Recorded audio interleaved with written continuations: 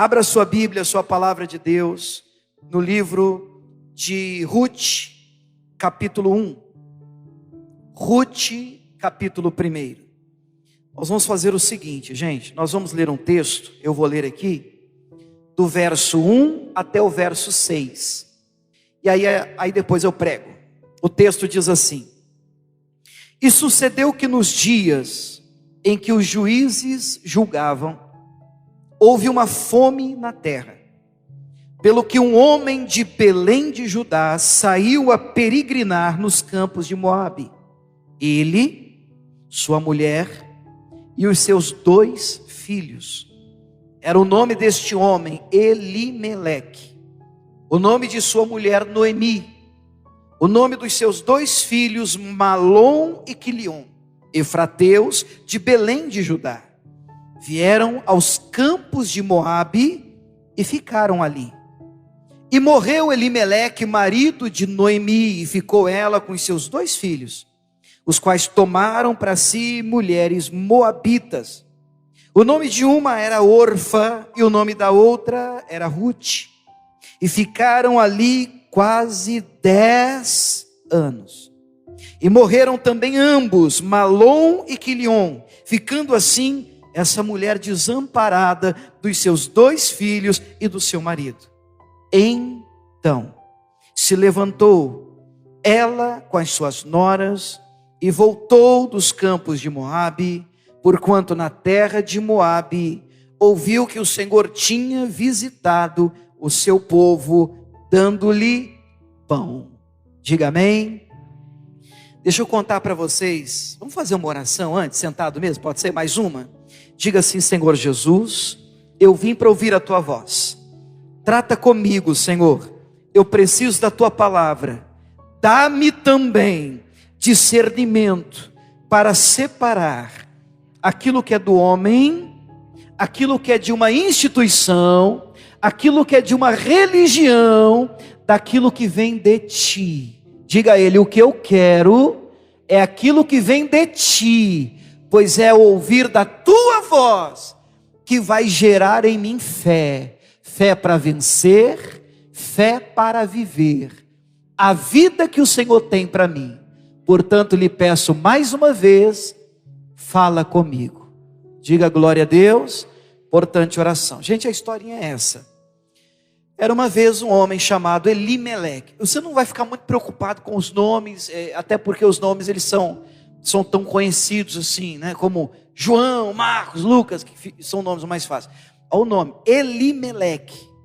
Ele tinha uma esposa chamada Noemi e 2 filhos chamados, olha o nome, Malom e Quilion. Se você está grávida, fica a sugestão, que é para rimar. Malom e Quilion. Todo mundo está ali morando em Belém, Judá, que significa casa de pão. E de uma maneira muito interessante, acaba o pão na casa de pão. E ele então toma uma decisão muito séria. Ele decide sair de Belém de Judá e vai peregrinar nos campos de Moabe. E ali peregrinando nos campos de Moabe por 10 anos, o texto diz, acaba que, para resumir bem a historinha, esta mulher Noemi perde primeiro o marido, o Elimeleque morre. E os 2 filhos, Malom e Quilion, eles acabaram casando com mulheres moabitas, Orfa e Ruth, que é quem leva o nome do livro. E acontece que um pouco mais adiante, estes 2 filhos também morrem, fica só Noemi e as 2 noras, Orfa e Ruth. Ela então recebe uma notícia de que na terra dela, ou seja, de onde ela saiu, Belém de Judá, o Senhor a visitou aquela terra com alimento, com pão. Então ela toma outra decisão e decide agora voltar para a terra que não tinha pão, agora passou a ter pão. Quem entendeu a historinha, diga amém. Então deixa eu pregar para você. Eu vou pedir que você preste muita atenção, porque eu respeito o Espírito Santo que habita dentro de você. E quando o assunto é uma palavra, uma revelação, a gente precisa ser cuidadoso com o entendimento que outras pessoas têm. Eu mesmo me lembro de já ter usado esse texto, essa história, para ministrar sobre a importância de você se manter firme diante de adversidades. Eu já fiz isso. E é verdade. Diante de adversidades, diante de luta, diante de batalha, diante até de determinados tipos de fome, e entenda por fome necessidade, nós precisamos nos manter firmes. Nós precisamos nos manter de pé, nós precisamos nos manter na palavra. Diga glória a Deus, irmão. E isso é verdade, isso é um princípio que se mantém de pé. Porém, hoje eu quero usar esse mesmo texto, essa mesma história, para trazer uma lição que eu entendo ser um pouco diferente daquela que está escondida, de uma maneira que eu já andei usando de uma maneira mais clara aqui. Eu quero usar esse mesmo texto para falar para você sobre o tema de hoje. Até vou pedir para colocar aqui, coragem para mudar. Coragem para mudar. Coragem para mudar. De novo. Coragem para mudar. Mudar não é tão fácil. Mudar não é tão simples. Mas hoje eu olho para este homem, esse pai de família chamado Elimeleque. E hoje eu olho para este homem e digo, puxa, mas que homem corajoso. É verdade, parece que ele quebra um protocolo, mas ele olha para a mulher, ele olha para os filhos e ele diz, e agora, como é que eu vou alimentar esses meninos? Como é que eu vou fazer com essa minha casa, com a minha família? Como é que eu vou viver do jeito que eu estou vivendo? Ele olha para a vida dele e ele pensa, se eu continuar vivendo desse jeito, vai todo mundo perecer de fome aqui. Eu preciso de uma mudança. É interessante, quando o assunto é mudança, como a gente gosta do assunto mudança. Mudança é um assunto que arranca da gente a alegria. É verdade, pastor, principalmente quando vira ano, né? Quando vira ano, então, a gente vira para as pessoas e cumprimenta. Ano novo, vida nova, e abraça, e que seja realmente tudo novo na sua vida, e campanhas, o vinho novo, e vida nova, e vamos andar, e que venha o novo de Deus, e isso tudo é maravilhoso. Mas é interessante notar também que mudança é um assunto muito legal, quando a gente espera mudança na vida dos outros. Eu já atendi casais e é um barato, você sentar com os dois na frente assim, e eu falar, depois de ouvir os dois estão, falando, abrindo o coração, e aí depois que os dois terminam de falar, eu digo assim, vocês precisam de uma mudança. Ele vira para ela e diz assim, eu falo para você, você tem que mudar. Aí ela vira para ele e diz assim, pastor, é tudo que eu quero na minha casa. Eu não falo para você que você tem que mudar? Então, eles almejam uma mudança. Mas uma mudança que só é bem-vinda desde que se for na vida do outro. Quem é que tem que mudar? Meu patrão, pastor. Quem é que tem que mudar? Meu pastor. Quem tem que mudar? Pastor, lá em casa, meu pai. Meu irmão, minha sogra. Minha sogra, pastor. Você percebe que a gente almeja mudança, mas parece que ela é muito bem-vinda, desde que na vida de outra pessoa. Mas eu gostaria que você ouvisse hoje essa palavra e, pelo amor de Deus, quando terminar, você não vai me dizer assim, pastor, meu marido tinha que estar aqui. Caramba, pastor, eu vi a foto dele, o fantasma dele do meu lado. Eu gostaria que você pensasse comigo em áreas da sua vida e que você almeja tanto uma mudança. E eu quero estimular você, desafiar você, como o tema da mensagem diz, a ter coragem para mudar. Olha bem na bolita dos meus olhos. Você tem o que você tolera. Você tem a vida que você tolera. Nada vai mudar se você não mudar. Tudo começa com uma decisão. Portanto, não reclame da vida que você tem, se você não tem ideia da vida que você quer ter. Para com esse negócio de reclamar para os outros. Eu queria sim o novo pastor. Aí você pergunta, o que você gostaria que mudasse na sua vida? Tudo. Mas tudo é muita coisa, irmão. O que é tudo? Por onde você gostaria de experimentar uma mudança na sua vida? Uma transformação. Uma vida nova. É por isso que eu olho para esse pai de família hoje e admiro a coragem desse homem. E olho para esse texto hoje de uma maneira diferente. Por quê? Porque o livro da Bíblia leva o nome de uma moabita, Ruth. Então eu não posso olhar para essa história e precipitadamente dizer para você, ele não devia ter ido para lá. Espera aí. Quem Noemi trouxe de lá? Ruth. Que leva o nome do livro, e você sabe onde é que Ruth foi parar? Na genealogia de Jesus Cristo. Deixa eu te falar, mudanças são necessárias para o nosso crescimento e desenvolvimento. Porém, elas são tremendamente desconfortáveis. Elas nos tiram de um ambiente de comodidade. Trocamos o certo por aquilo que muitos vão chamar de o duvidoso.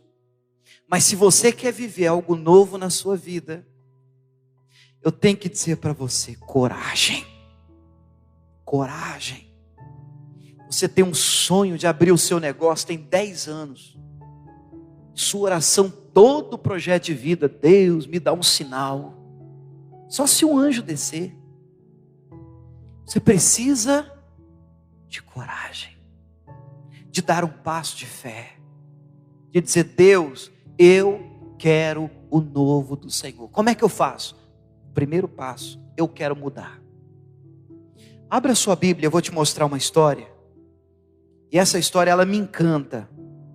Ela está em 2 Reis, capítulo meia dúzia. E eu vou resumir essa história por conta do tamanho dela. Vou partir do ponto que você tem ouvido pelo menos uma vez na sua vida essa história. Para mim é uma história daquelas de terror crente que você encontra dentro da Bíblia. É uma história triste. Algumas pessoas escutam essa história e falam, pastor, isso está na Bíblia. Está na Bíblia, é uma história triste. Eu queria que você prestasse, por favor, me desse mesmo a sua atenção. Primeiro a gente tem que entender o momento, o que eles estão passando. Para você perceber a importância de coragem para mudar. Amém? Olha só o texto. 2 Reis, capítulo 6, a partir do verso 24. 24. O texto diz assim. E sucedeu depois disso, que Ben-Hadad, rei da Síria, ajuntou todo o seu exército, subiu e cercou a Samaria. E houve grande fome em Samaria. Vamos repetir essa frase, por favor? E houve grande fome em Samaria. Eu comentei com vocês, em um culto que eu fiz, que essa questão de fome para nós hoje, alguns têm dificuldade para entender fome. Por exemplo, os meus filhos, e hoje eles não vieram, mas quando eles falam para mim, pai, eu estou com fome. Não é essa fome aqui da Bíblia. Tanto é que eu falo assim para ele, tem uma maçã aí, pega aí. Aí o mais novo fala assim para mim, não pai, eu estou com fome de McDonald's. Isso é fome? É claro que não. Agora, quando a Bíblia fala que havia uma fome, é fome com força. É fome mesmo.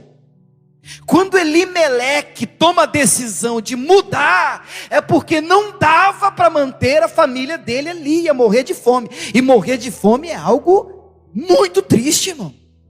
Trágico. É uma decisão extrema. Não dá.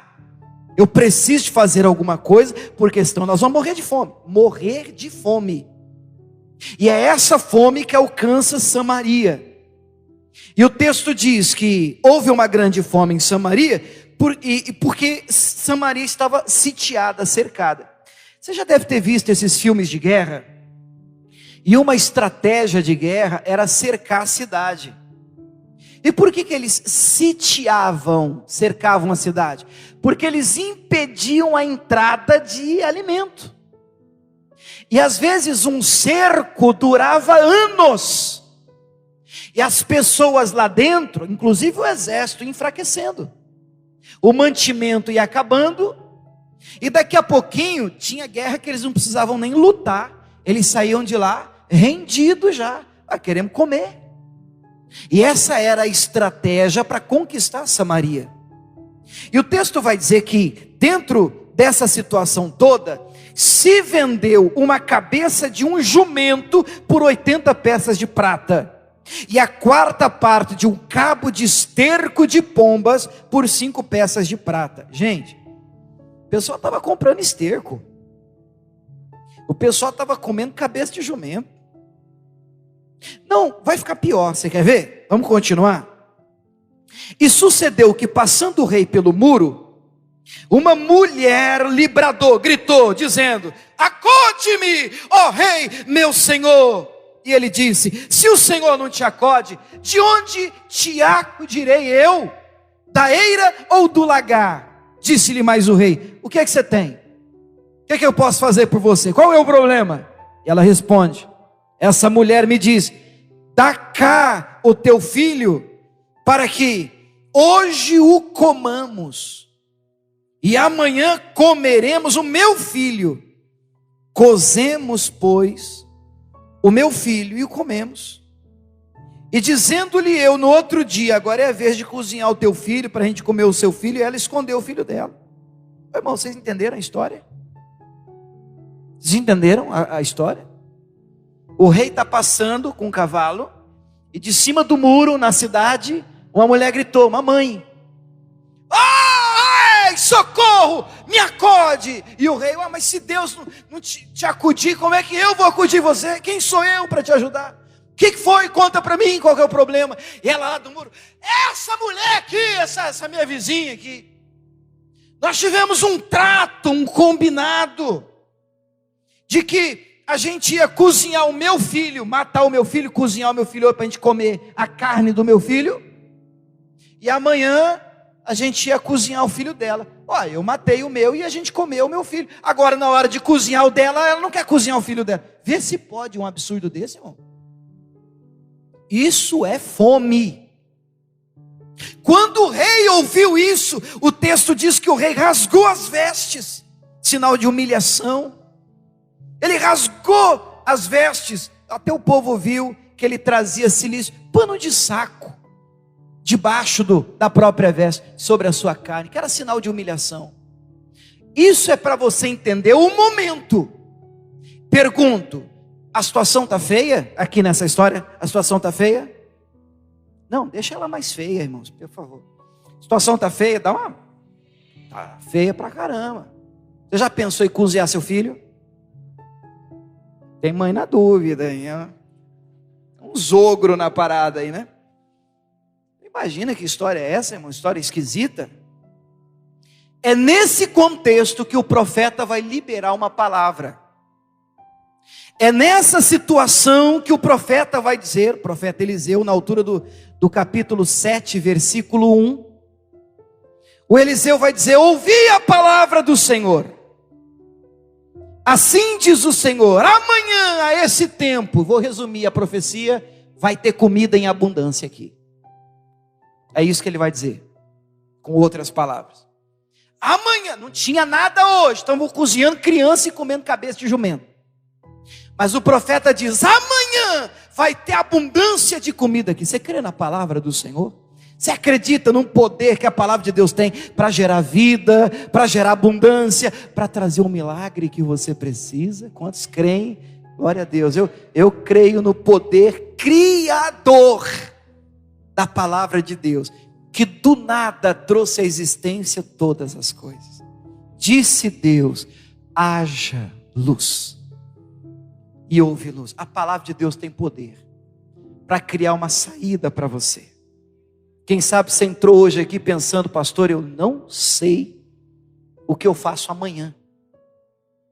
Eu estou com uma situação para resolver financeira, um problema profissional, familiar.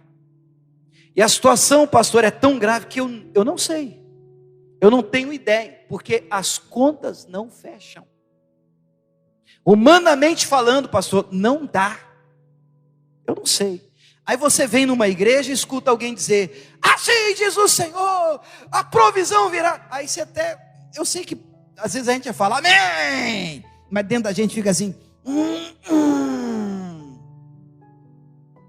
Porque às vezes a situação está tão difícil, e às vezes você já ouviu tanta coisa, que às vezes a gente tem que trabalhar a nossa fé. A gente tem que trabalhar, acreditar novamente no que Deus está nos dizendo. E o profeta libera essa palavra. A Bíblia vai falar sobre um capitão do rei que não acreditou na palavra. Estou resumindo a história para ficar no ponto que eu quero destacar. Esse capitão, que o texto diz que se encostava no braço do rei, acabou desacreditando, que nada, ainda que Deus faça janela, você acha que amanhã tem abundância? E o profeta vai virar para ele e vai dizer: vai acontecer, mas você não vai ver, você não vai experimentar, você vai ouvir do milagre, mas você não vai experimentar. E foi dito e feito, o milagre aconteceu. Quem entendeu até aqui, diga glória a Deus. Eu oro, primeiro momento, primeiro recado é esse, para que o milagre de Deus, milagres da parte de Deus, alcance a sua vida. Porque nós cremos em milagres, irmãos. Nesse lugar nós acreditamos num Deus que opera milagres. Um Deus que opera milagres. Você pode dizer amém? Cremos nisso. Você está ouvindo uma mensagem ministrada na Igreja Batista Nacional da cidade de Ribeirão Preto, no dia 12 de abril de 2022, com o tema Coragem para Mudar. Compartilhe essa mensagem com amigos e familiares. Mas eu quero destacar hoje como o milagre aconteceu. E é aqui que eu quero a sua atenção. Eu podia terminar aqui, a gente faz uma festa, pula, dá uns glória a Deus, é gostoso demais. Mas eu preciso mostrar para você como, o que Deus fez. Como Deus fez. Porque às vezes a gente acha que Deus, o pastor Deus me dá uma palavra, vai acontecer, amém, vai acontecer. A gente fica esperando, não sei, o quarto abrir assim, o teto do nosso quarto abrir, e um anjo assim descer assim. E pode acontecer. Mas às vezes a gente deixa um negócio tão extraordinário, e Deus quer fazer algo tão simples. Você pode dizer amém? Nosso Deus é um Deus de simplicidade. E o milagre está diante dos seus olhos, às vezes até dentro de você. Eu quero te mostrar. Se você vá para o versículo 3, se você tiver que gravar alguma coisa, você vai gravar o que eu vou falar agora. Combinado, irmãos? Agora. Olha o versículo 3. Eu estou no capítulo 7, verso 3. E 4 homens leprosos. Por favor, repita comigo. Quantos? Qual o problema dos 4? Leprosos. Informação importante. Estavam à entrada da porta. Por que eles estavam na entrada da porta? Bom, vocês devem saber que os leprosos, eles eram banidos, né? Eles não podiam conviver com aqueles que eram tidos como limpos, sarados. A lepra hoje é como se fosse hanseníase, manchas, e naquela época se caía pedaços, necrosava, um negócio complicado. E a própria lei do Antigo Testamento bania o leproso. Existiam lugares e regiões onde ele tinha que viver afastado. Tudo que ele tocasse, imundo ficava. A vida de um leproso era muito difícil. Essa semana eu estava com a Camila. Para quem não sabe, a Camila é minha esposa, é bom avisar, né? Eu estava com ela assistindo uma série bíblica, e aí mostrou uma cena de Jesus curando o leproso. Chorei igual criança. E o leproso vem diante de Jesus, aquele que diz assim: se o Senhor quiser, o Senhor pode me limpar. E aí Jesus vem e toca nele. Para você que entende isso, toca toca nele. Não podia. A religião dizia: não, você tem que viver afastado. Esse povo não presta. Quando você enxergar um leproso, para identificá-lo, você tinha que sair gritando: leproso, imundo! Olha que vergonha! Jesus vem e toca nele e diz: eu quero ser curado. Ah, irmão, não tem como você ver uma cena dessa assim. Se Jesus é lindo, porque na altura do campeonato você precisa entender que o leproso da história sou eu e você. O sujo, o indigno, o impuro, o pecador, o não merecedor, somos nós. Mas Jesus morreu por mim e por você, e te tocou um dia, irmãos, entrou no teu coração. Podia ser outro. Tem muita gente numa cidade como essa, em Ribeirão Preto. Meu Deus, mas ele apontou você, ele tocou você, ele transformou você, decidiu morar em você. Meu Deus, que honra! Uma pessoa tão suja, indigna, problemática como eu. Ele disse: eu te quero. Eu quero te separar para mim. Eu quero que você seja meu. Eu me sinto honrado de ser de Jesus. Diga glória a Deus. É gostoso demais. O texto vai dizer que eram 4 leprosos, excluídos na porta da cidade. Irmão, olha para mim. Se está ruim dentro da cidade, estava ruim dentro da cidade? A mulher estava na cidade, querendo não, cozinhou o filho e queria cozinhar o da vizinha, dentro da cidade. Se está ruim dentro da cidade, imagina a situação fora. Na porta, ele não podia entrar. Então os 4 leprosos agora vão fazer uma reunião, e eu quero que você preste atenção no culto dos 4. Reunião. A reunião dos 4. Eles na porta da cidade, um vira para o outro e diz assim: para que estaremos nós aqui até morrermos? Depois eu traduzo para você uma conversa da linguagem de hoje. Se dissermos: entremos na cidade, há fome na cidade, e morreremos lá. Se ficarmos aqui, também morreremos. Vamos nós, pois, então agora, e temos conosco no arraial dos Sírios. Se nos deixarem viver, viveremos. Se nos matarem, então somente morreremos. Irmão, presta atenção na reunião dos 4. Olha os 4, vou fazer os 4. Estão olhando para mim? Um vira para o outro, a coisa está feia, estômago nas costas, vão morrer de fome, sem perspectiva de vida. Um deles tem uma iluminação, e eu vou chamar de um desejo de mudança de vida. Ele vira para os outros e diz assim: gente, eu não sei vocês, mas me ocorreu uma coisa aqui agora. Minha linguagem, tradução, William Sodré. Me ocorreu uma coisa aqui agora, eu queria compartilhar com vocês. Posso? Os 4? Pode compartilhar. Se nós continuarmos vivendo do jeito que nós estamos vivendo, nós vamos morrer. Alguma grande revelação aqui? Não. É como se os 4 um dissessem para o outro: ó, a vida que nós estamos vivendo aqui agora, do jeito que está hoje, não me agrada, não quero mais viver assim. Não é a vida que eu quero. Não é assim que eu quero morrer. Se a gente continuar vivendo aqui na porta da cidade, batendo papo, reclamando da vida, dizendo que, não sei porquê, que Deus não olhou para mim, que Deus isso, que... nós vamos morrer.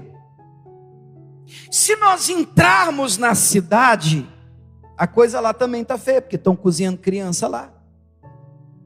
Estão comendo cabeça de jumento lá, e a gente leproso nem pode entrar, mas se a gente entrar lá, nós vamos morrer também. Ou a turma vai pegar a gente de pau, então a fome também, porque estão com fome, lá está tão ruim quanto aqui. Tive uma ideia. Por que a gente então não vai dar lá no arraial dos Sírios, dos inimigos? Lembra que eles tinham cercado a cidade? Por que a gente não vai lá? Mas você está doido? São os inimigos. Rapaz, nós já não vamos morrer mesmo? Não está ruim? Porque eu converso com algumas pessoas, irmãos, e eles viram para mim, pastor, pastor, meu Deus, que emprego ruim. Pastor, mas isso que eu estou vivendo está muito ruim. Tá, então, por que não muda? Pastor, mas, e se piorar, né, pastor? Criatura, e se melhorar? Você já pensou na possibilidade que pode melhorar? Você vai morrer sem tentar. Você não vai nem tentar. Você vai para a cova sem saber o que seria da sua vida se você tivesse ousado. Se você tivesse tido um pouco mais de coragem. Querido, ouse. Ouse. Não leve para o túmulo esse sentimento de, se eu tivesse pelo menos tentado, eu devia ter tentado mais, né? Devia pelo menos ter ousado mais, eu devia, por que não tentou?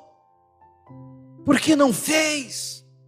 Medo do novo, pânico, medo, pois assim diz o Senhor, Deus não nos deu um espírito de medo.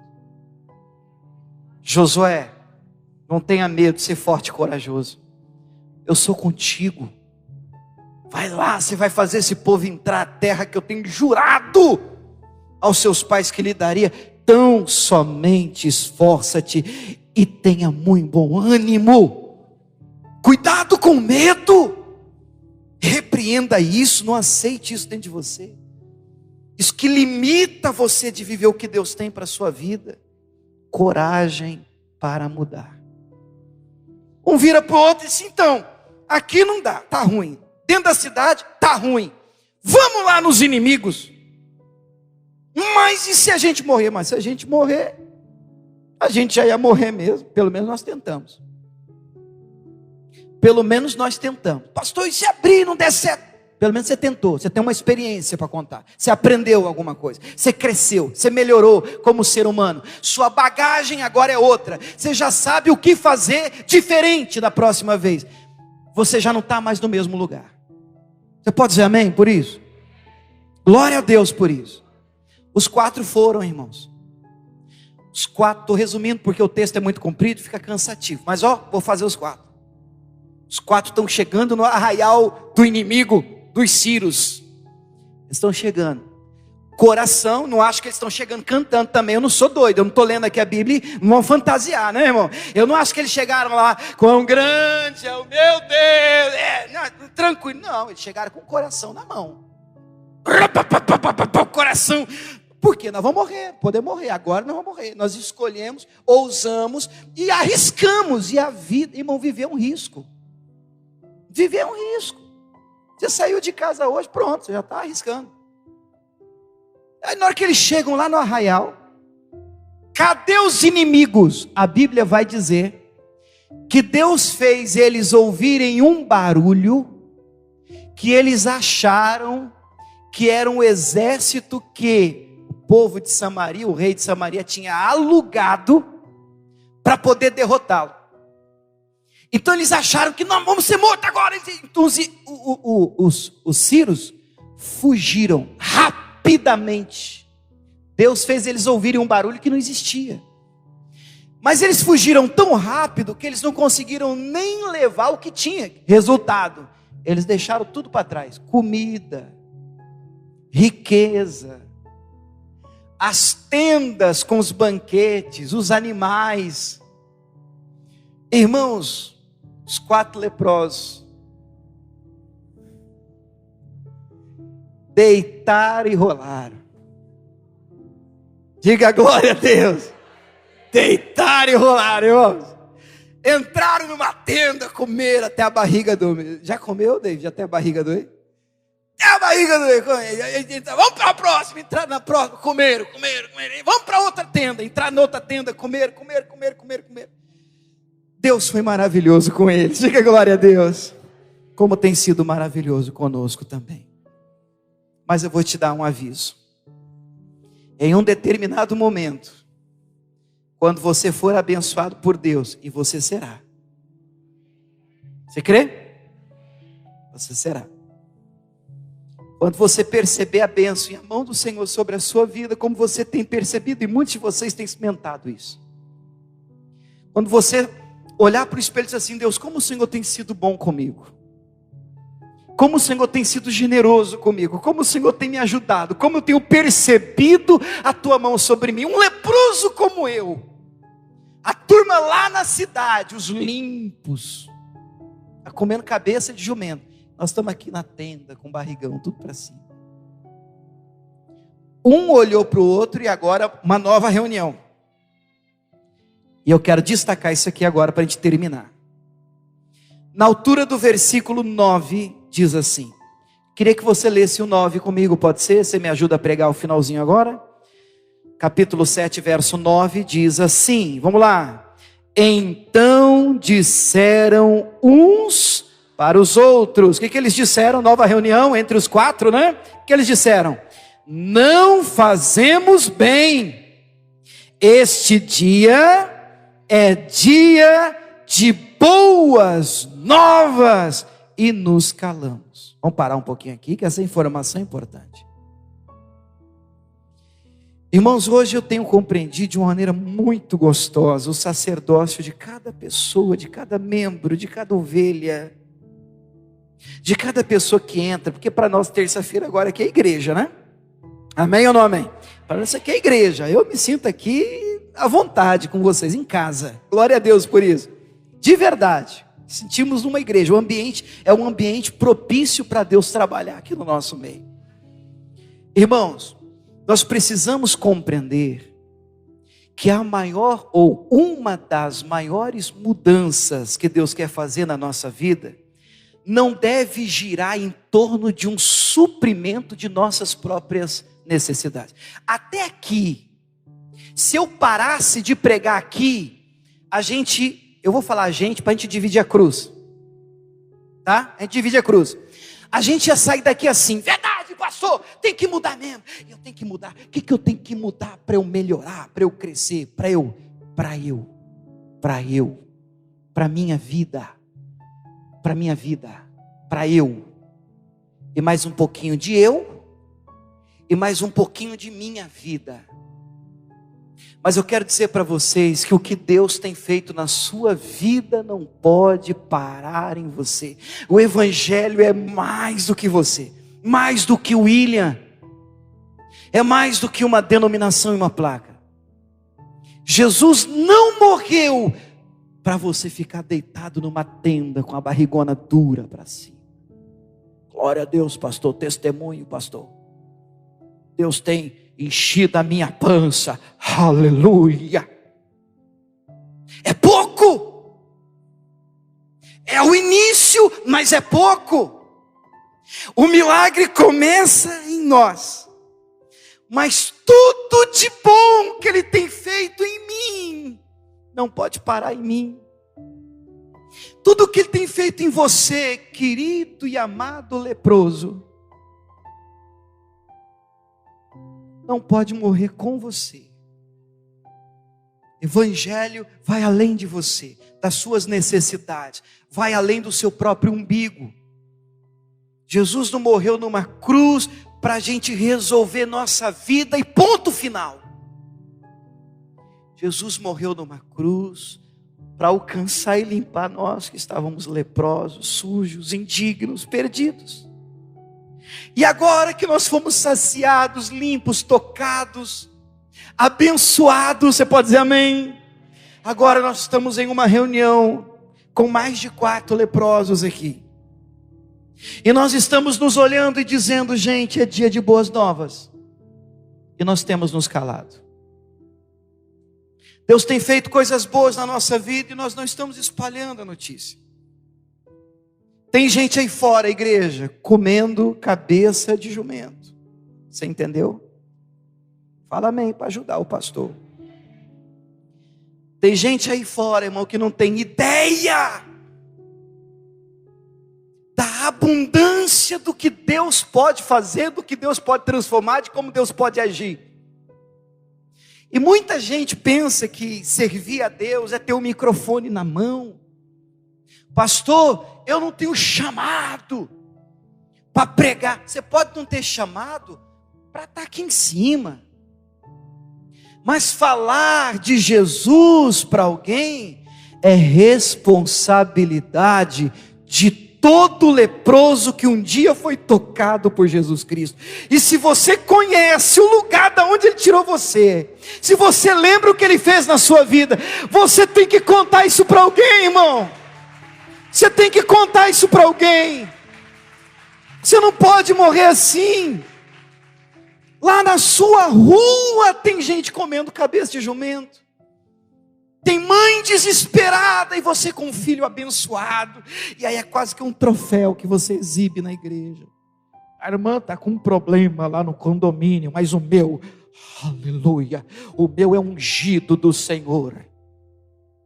Mas Deus não nos deu essa graça para que a gente fique agora exibindo troféus de conquista, como se fôssemos melhores do que os outros. Querido, nós éramos leprosos. Estávamos perdidos.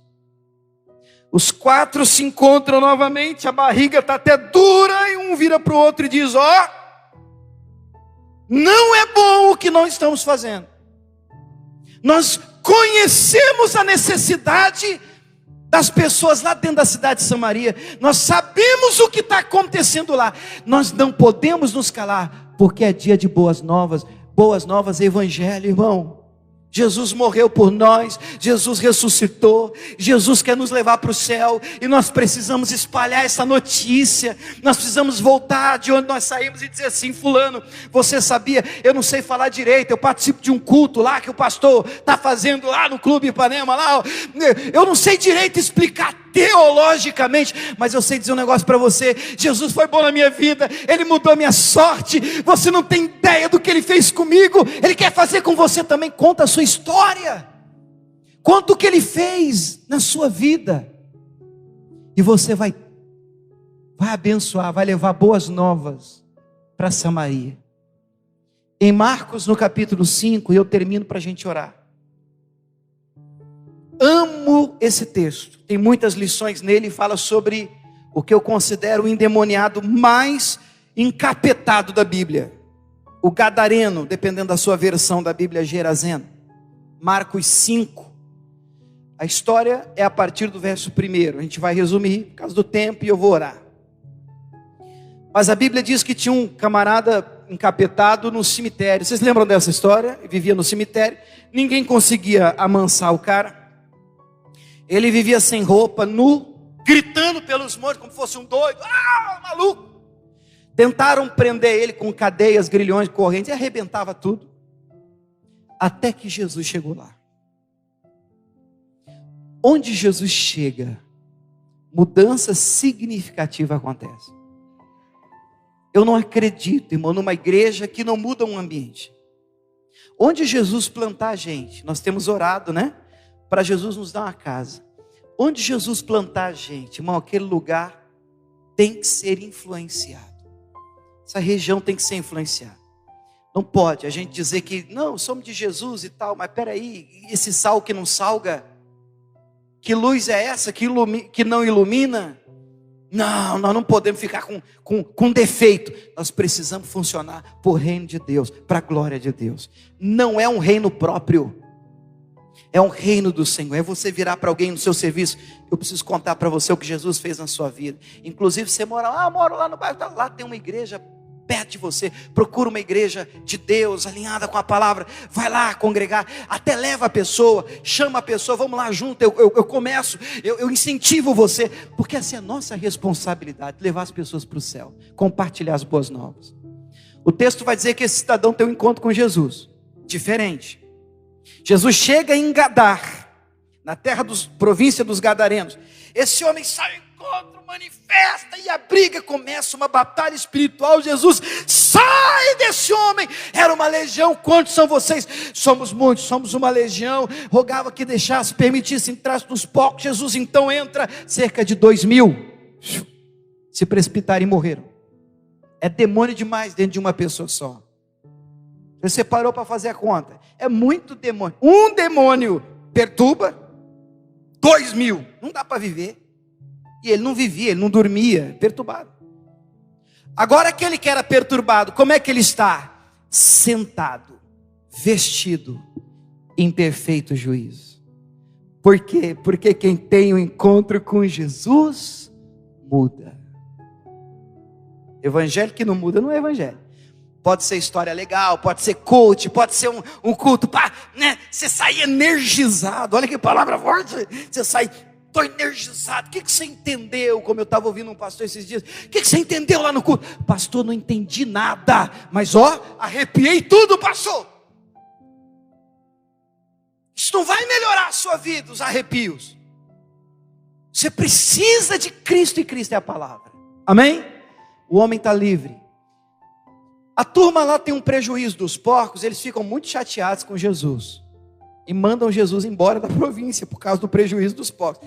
Tocam Jesus, não querem Jesus. Que triste, né, irmão? E Jesus está indo embora. E aquele que era endemoniado, ele quer ir com Jesus. Ele diz, não, me leva. Tem uma vaga na equipe aí para mim? Um cantinho do barco? Me dá aí uma vaga, é um prazer estar com o Senhor, eu quero caminhar contigo. Jesus vira para ele, lá na altura do verso 18. E no 18 o texto vai dizer, que entrando ele no barco, rogava-lhe o que fora endemoniado, que o deixasse estar com ele. 19. Jesus não permitiu. O que isso quer dizer? Que essa oração, esse pedido, não foi atendido. Jesus tem outra coisa para ele. Jesus diz, não, eu tenho outra missão para você. Eu quero que você vá para a tua casa, para os teus. E eu quero que você conte para eles, anuncia-lhes, quão grandes coisas o Senhor te fez. E como teve misericórdia de ti. Diga glória a Deus. Vamos para o seguinte? Vamos para o 20? Ele foi, diga, ele foi, obediente, e começou a anunciar em Decápolis. Irmão, não fez curso de teologia, não fez nada. Ele começou a falar do que Jesus tinha feito na vida dele. Simples assim. Ele começou a contar para as pessoas o que tinha acontecido com ele. Quão grandes coisas Jesus lhe fizera. E o resultado? Todos se maravilharam. Você pode dizer glória a Deus por isso? Olha para mim, pode fechar sua Bíblia, estou terminando agora. Vou fazer o que era endemoniado. Jesus, deixa eu ir com o Senhor. Não. Olha uma vaga aí no barco, me cabe ali. Não. Mas não, eu queria ir na equipe. Não, eu tenho outra missão para você. Que missão? Eu quero que você vá para os teus. E você vai virar um evangelista aqui. Você vai contar, você vai anunciar o que eu fiz na sua vida para todo mundo aqui. E ele disse, sim, Senhor.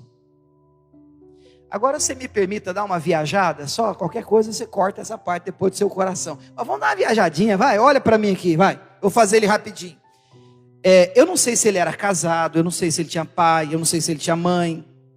Mas quando Jesus diz assim, vai e conta para os teus, ele tinha família. Lá vai ele, batendo na porta da casa dele. Vocês estão vendo ele? Tem que ajudar. Estão vendo ele aqui? Não é sessão espírita não, tá, irmãos? É a de fé. Né? Ó ele batendo na porta da casa dele, ó. Lá vem a mulher, a mãe. Mãe abre. O cara agora está vestido, perfeito juízo. O cara virou gente, irmão. A mãe olha, pois não. Oi, mãe. Como assim, mãe? Para com isso. Meu filho é o endemoniado do cemitério. Meu filho está lá perturbado lá. Não, mãe, sou eu. Na hora que a ficha cai, esse cara não precisa pregar demais. A vida dele prega. Deixa eu falar para você, irmão, tem gente aqui, a sua vida prega. Sabe, se você fosse um pouquinho só mais ousado, que a sua vida prega, cara. De onde tirou você? As pessoas sabem. É só você bater na porta de uns aqui, dizer, o que foi? Falar para você o que Jesus fez na minha vida. Você. Cara, você lembra como eu era, cara. Jesus fez na minha vida. Jesus pode fazer na sua também. Querido, eu quero que você saia daqui entendendo que tão importante quanto receber, ser abençoado em um culto, seja ele qual for, em qualquer lugar, receber de Deus e ter a sua pança cheia nas tendas maravilhosas que o nosso Senhor prepara, nos banquetes que Ele tem para a nossa vida, tão importante quanto receber é dar. É você estender e decidir fazer da sua vida uma bênção na vida de outros. Resposta da oração de outras pessoas. É a pessoa olhar para você e dizer assim, fulano, você não sabe quão importante isso que você me disse. É você um dia acordar, pegar esse celular seu, fazer assim, Deus, me dá alguém hoje para eu ajudar. Eu não estou falando de dinheiro não, ó, assim nos contatos lá, ó. Olha lá, pai, vou ligar hoje, esse aqui. Aí toca o telefone, vai ter gente que vai achar até estranho, na hora que você ligar, parente então é uma benção. Na hora que tocar, você vai assim, oi fulano, você, ô fulano, tudo bem? Tudo bem, pois não, o que foi? Estou ligando só para saber se você está bem. Vai achar que é golpe, porque você nunca faz isso. A gente só sabe ligar para pedir. A gente só sabe chamar alguém que... Então, rapaz, eu estou precisando de resolver um negócio. Faz um teste. Separa um dia, 2 e diz assim, hoje eu vou ligar para alguém e diz assim, fulano, eu só estou ligando para você, para dizer quão importante você é para Deus. Que Deus te ama muito. Que Ele não esqueceu de você. Não é verdade isso? Eu gostaria de dizer para você que eu estou orando por você. Que Deus está na frente da sua vida. A pessoa fica griladinha. Na hora que você desligar o telefone, mas você pode ser a resposta de alguém. Eu estava em Cuiabá, num posto de gasolina com a Camila. E aí no posto de gasolina o telefone tocou. E o cara está assim, vai pagar com o quê? Frentista na janela. E um telefone que eu não conheço. Aí na hora que eu olho o telefone assim, a moça, meu nome é... Eu esqueci o nome da mulher, não sei se a Camila lembra. Meu nome é fulano de tal. Com quem eu falo? Eu falei assim, William. Eu já pensei que era alguém querendo me vender alguma coisa. E eu, pastor, hein? William. Ela falou assim, tudo bem, senhor William? Eu falei assim, para ser educado assim, quer me vender algum produto? Eu falei, tudo bem, pois não, diga que eu estou aqui ocupado. Não, eu só queria, posso ler um versículo para o senhor? Primeiro que eu fiquei assim, me sentindo assim, com vergonha. Eu falei, pode. Irmãos, eu precisava daquele texto. Eu olhei para a Camila, que eu tinha acabado de fazer uns comentários com ela, e mulher tem um poder do olhar acusador. Ela olhou assim para mim como diz, vamos ficar de pé? Vamos aplaudir o nosso Deus.